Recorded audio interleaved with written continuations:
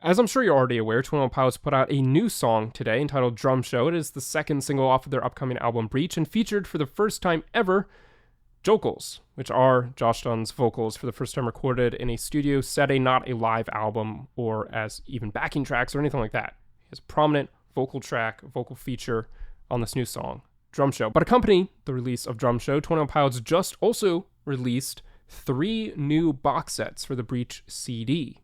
Now, box sets are something which they have done in the past for pretty much every single era, at least that I've been aware of, perhaps not Vessel and Blurryface, but certainly Scaled and Icy, Clancy, and so on. They had a number of different box set versions. This time there are 3, and they all fit together as a collection if you want to collect all 3, but they also work as individual box sets themselves. In fact, I'm not entirely sure why you would collect all 3 except for the purpose of collecting them. Mainly what I wanted to focus on is that these 3 box sets are titled and stylized in very interesting and I think important and significant ways. Now, this is something that 21 Pilots are known for, right? Everything they do is kind of steeped in clues and Easter eggs and things like that, and even their merch releases have certain significance to them, and especially the titlings of these box sets. They were kind of leaked a couple of weeks ago, and everyone was like, that's interesting, that sounds cool, what does it mean? Now they're here in addition to another one which wasn't leaked, which I'll get into in a moment. But I think everyone's kind of fascinated by these titles and what they mean, the significance they have for the lore. Are they confirming something that we've been speculating on for a while? It may be so. Enough preamble, let's actually take a look at these. Now, the first one I have pulled up here is the one that wasn't leaked, at least to the best of my knowledge. I heard rumors about the titles of the other 2 based off of some like website glitches and things like that people noticed. But this one, the Nova Bishop Edition Breach CD box set, I hadn't heard any mention of before. And it's good they kept it under wraps, because that's quite a significant title. It quite literally means new bishop, right? Nova being the Latin word for new, the new bishop.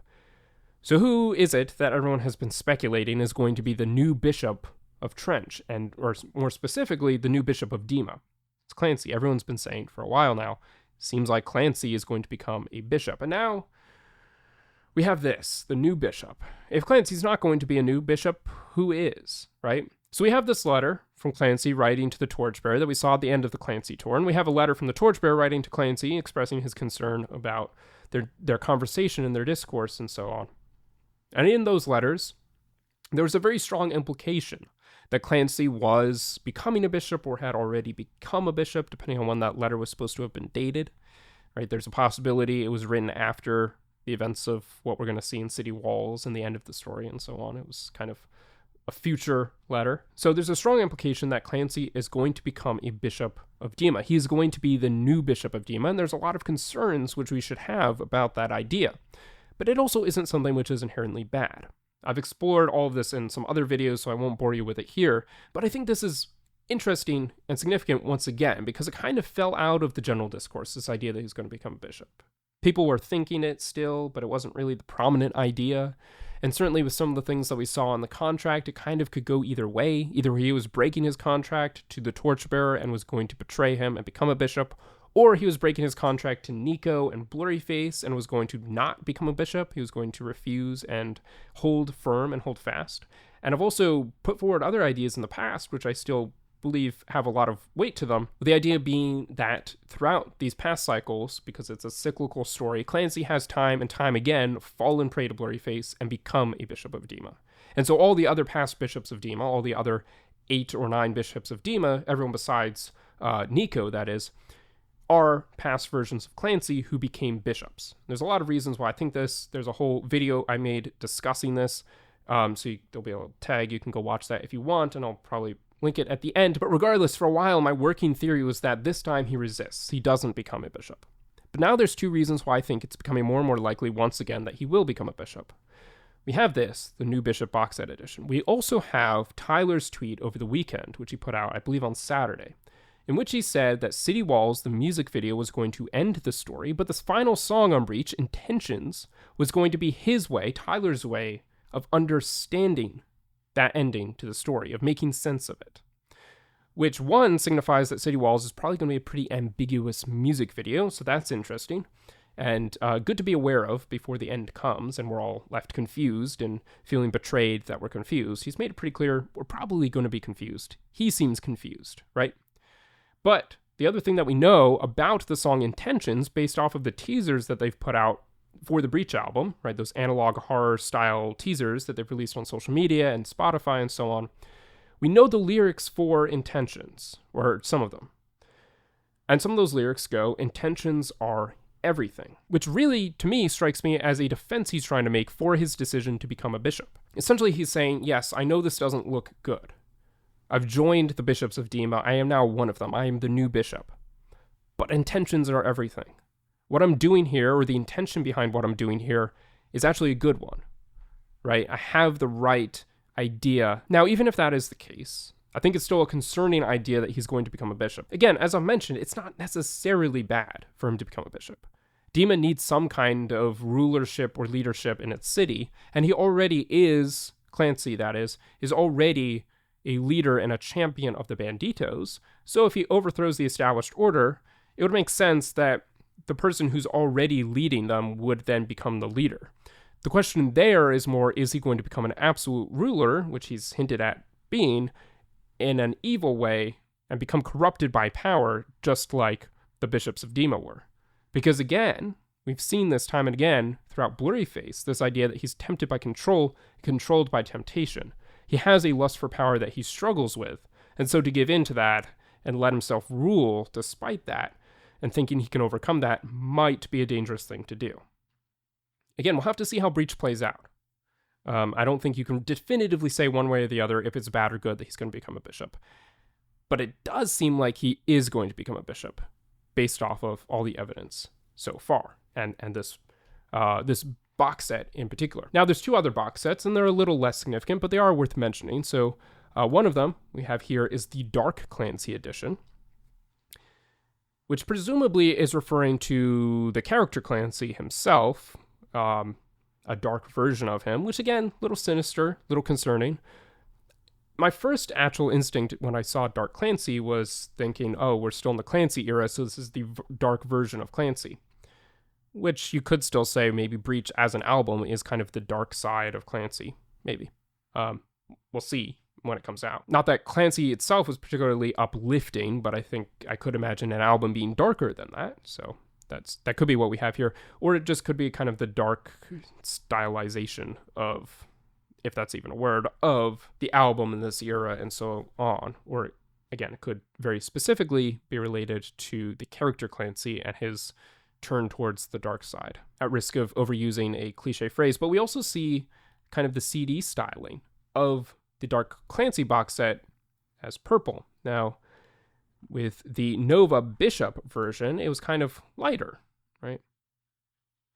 White with kind of brighter red, and then here we have this dark purple, which is interesting. People for a while have been craving a purple era.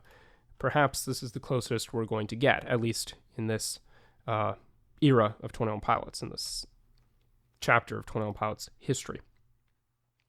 All of the box sets, and I didn't really touch upon this for the Nova Bishop one, but all of them basically come with the same contents. I think there's some slight difference in the ID card, as they're calling them. Actually, let's take a look at the Nova one and see if that is different. Yeah, it's slightly different. You can't see it terribly well because it's all a bit small and blurry. But this one has a red stamp on it, and this one has a black, different shaped stamp on that one. And then, of course, we have the Torchbearer edition of the CD booklet. That one is a bright yellow CD, but this is like a very much a trench-colored CD, which is interesting. I'll get back to that in a moment, but first, just looking at the ID cards, yeah, you can see it has like kind of the TB Torchbearer symbol on that stamp, and I think the bandanas are different among the three. Yes, they are, but otherwise, the poster and the stickers and this little thing here are roughly the same. This map of the city of Dima are roughly the same. But going back once again to this, the stylizing and the colors of this CD, and really the Torchbearer box as a whole, and the imagery here, it's very much in the style of the Trench era and the aesthetics of the Trench era and that album and so on. Which is interesting because it makes it seem like Trench is the album about the Torchbearer. The album is not named after him, but Trench sort of seems to be his domain, right? We have Dima, which is where Clancy is, and Trench is the wilderness outside Dima, which he keeps escaping to, and everyone is trying to escape to join the Banditos out there. But who's the leader of the Banditos before Clancy comes in and leads them? It's the Torchbearer. So we have Blurry Face, which is the character album for Blurry Face. We have Clancy, the character album for Clancy. And then we have Trench, the character album for the Torchbearer. Maybe. There are some implications in saying that it is the character album for the Torchbearer, because that kind of seems to imply that the songs are written by and about the Torchbearer, which I don't think is quite true. It's more of a world-building album, but it is interesting that he's really the one who's most strongly associated with that album, or he, as a character, is most strongly associated with that album. He hasn't really updated his look since then, whereas Clancy keeps going through different iterations of stylizing and so on. And we have seen different versions of the Torchbearer who look different to how they did during the Trench era, but the real Torchbearer, which has been confirmed by Tyler to be the real Torchbearer, the Bandito Torchbearer, has maintained his look all the way through the eras, ever since we first saw him in Trench. And remember, the last time we saw him was Paladin Strait, presumably City Walls. If we see him again in that video, we'll pick up right after Paladin Strait left off, so we can expect that he will once again be dressed in the same way for that. So, makes sense that this album is stylized in that way. I just think it's cool that it's sort of going back to a Trench style era. And certainly, of all the box sets they've ever released, these are my favorite. They're stylized in a really cool way. In the past, I've always been kind of hesitant to get any box sets because they seemed a little overpriced for what you got. It was kind of a CD and then a bunch of like accessories and things like that, which is fine, but it was never something that appealed to me a ton. And also the boxes themselves seemed to have some cool art, but were just kind of boxes, whereas these boxes seemed like really cool collector boxes, right? This one, I think, what is it? Maybe I have to go back to the homepage to see the names of all of them. Yeah, so we got the three here. There's an olive canvas, a black leather, and a red velvet. So they're much more stylized, the boxes themselves are, than we've seen in the past.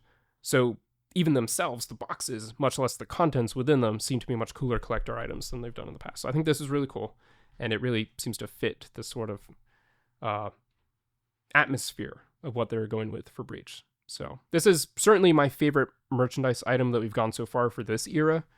To be fair, we've only really gotten CDs and vinyls so far. My favorite item, as I mentioned in the past, from the Clancy era was, of course, the journal. But this is the coolest that they've put out so far for Breach, and it makes me excited to see what is going to come next in the next merch drop. Presumably, that will take place when the album itself releases, and that will be the final release of all the merchandise available for that album in this era. With that being said, thank you so much for watching. This was just a brief overview on the new merchandise that has dropped and the significance that it might hold for the lore and the story, which is, again, it's interesting that merchandise being released ties into the story and could answer some of our questions that we've had for a while about the story. It certainly doesn't definitively answer them, but it does seem to hint at one specific answer over another. As always, be sure to comment your own thoughts below. Let me know which box set is your favorite. I think my favorite right now might be the Torchbearer, but I'm also kind of leaning between that and the Dark Clancy version. And as always, don't forget to subscribe for more music commentary and reviews. Have a great day.